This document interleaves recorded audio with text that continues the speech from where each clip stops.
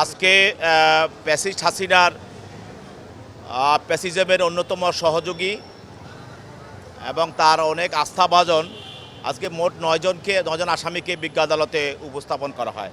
তার মধ্যে সাবেক আইসিটি মন্ত্রী জুনায়েদ আহমেদ পলক এবং মেজর জেনারেল জিয়াউল হাসান, সাদেক খান, সালমান এফ রহমান, হাসানুল হক ইনু, রাশেদ খান মেনন এবং আনিসুল হক ও চৌধুরী আব্দুল আল মামুন, তাদেরকে যাত্রাবাড়ি থানা, মোহাম্মদপুর থানা সহ বিভিন্ন থানায় হত্যা মামলা তাদেরকে গ্রেপ্তার দেখানো হয়।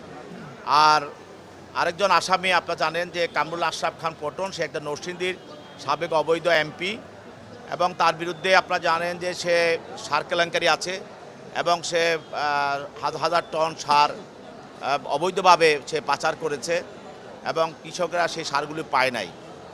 এই জন্য তার বিরুদ্ধে দুর্নীতি দমনের আদালত তার দুর্নীতি দমনের মামলা তার বিরুদ্ধে আছে এবং সেই মামলাগুলো সে ফেস করছে।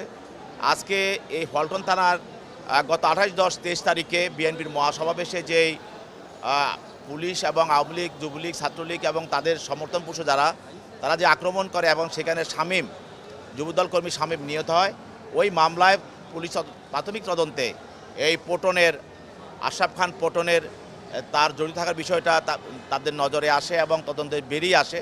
সেই জন্য তাকে আরও জিজ্ঞাসাবাদ করার জন্য তদন্তকারী কর্মকর্তা 10 দিনের পুলিশ রিমান্ড প্রার্থনা করেন এবং তাদের পক্ষে তাদের আইনজীবীরা ছিল, আইনজীবীরা রিমান্ড বাতিলপূর্বক জামিনে প্রার্থনা করেন। বিজ্ঞ আদালত উভয়ের দীর্ঘ শুনানির পর তার বিরুদ্ধে 3 দিনের রিমান্ড মঞ্জুর করে তদন্তকারী কর্মকর্তার হেফাজতে তাকে জিজ্ঞাসাবাদ করার জন্য প্রদান করেন।